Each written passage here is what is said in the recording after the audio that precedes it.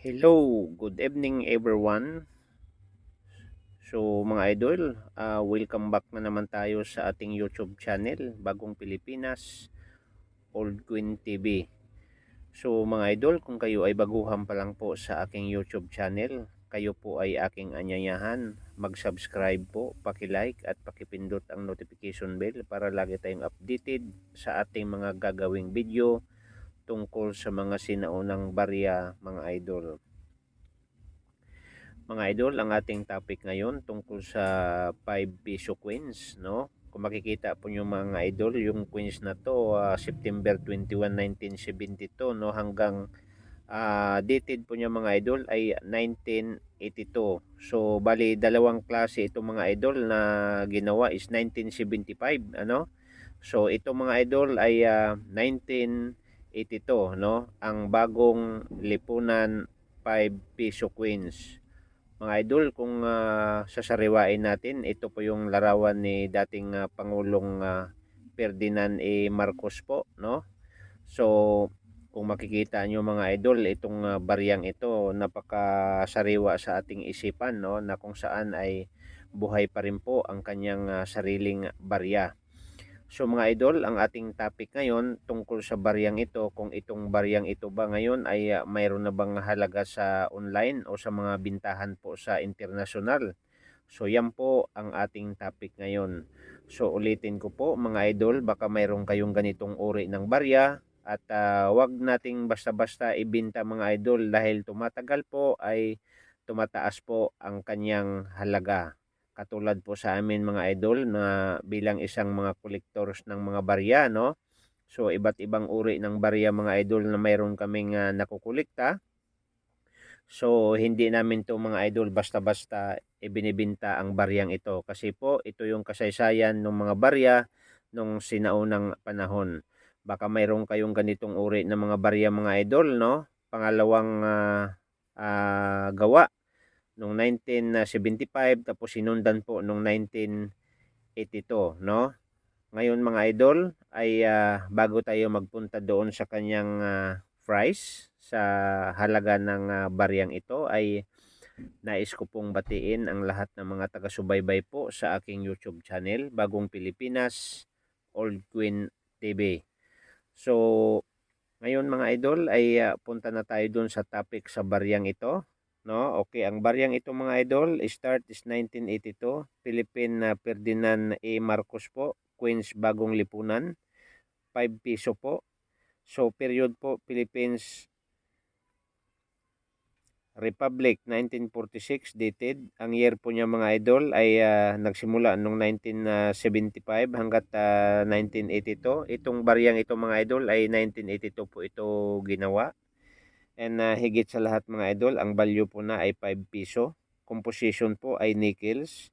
At ang kanyang timbang mga idol, para malaman po natin, ay nasa 22 grams. Diameter po, 36.5 millimeter. Ang thickness po niya mga idol ay 2.6 millimeter. Mga idol, ang mintage ng 1982 mga idol ay missing, no? Wala siyang mintage na nakalagay doon sa kanyang description mga idol.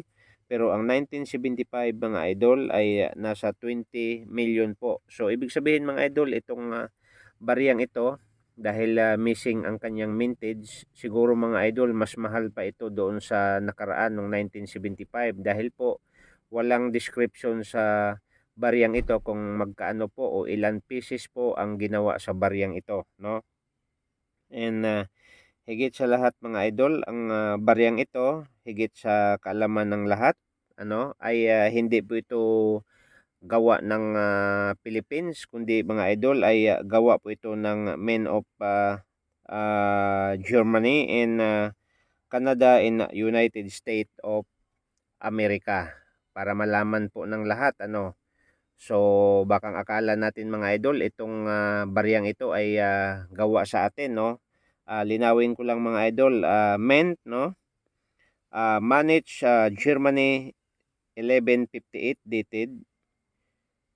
Charlotte meant front Saskatchewan, Canada 1975.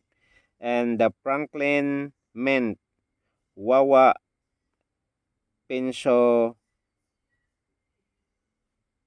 Bena, United States, 1964. So ibig sabihin mga idol, itong barya na to ay hindi po gawa ng Pilipinas, no? Para malaman po natin dahil po nakalagay sa baba kung saan po siya ginawa mga idol. So may Germany, may Canada and may United States, no? 'Yon po ang ating alamin mga idol. So ganun pala mga idol, kaya pala ganun kaganda ang baryang ito, no?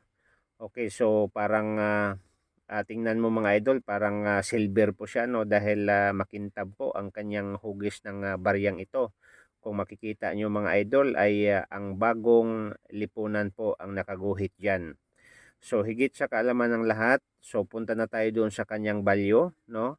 Okay, sa kanyang value po ay ang bilihan mga idol sa online, mayroong $50, $88, $14.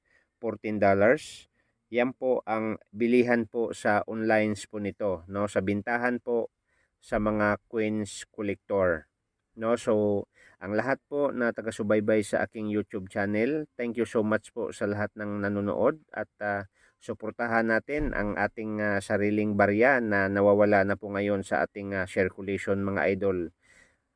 Makipagsabayan tayo mga idol sa pagandahan ng barya, no, sa iba't ibang sulok ng mundo pero hindi nagpapahuli, no, ang ating ang bagong lipunan na ang dating Pangulong Ferdinand A. Marcos po.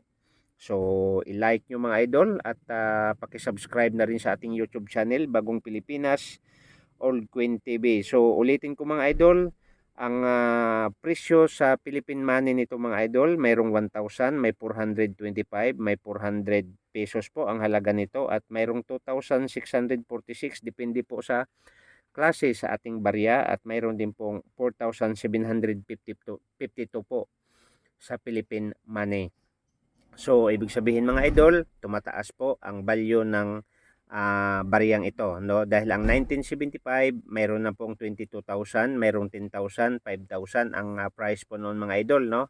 So ito ngayon yung 1982, yun po ang dapat nating alamin kung magkaano po talaga ang price nito. So tayo mga idol ay nagbabase lang tayo sa price sa online po sa mga bintahan at yan lang po mga idol. At sana mayroon tayong natutunan sa ating video.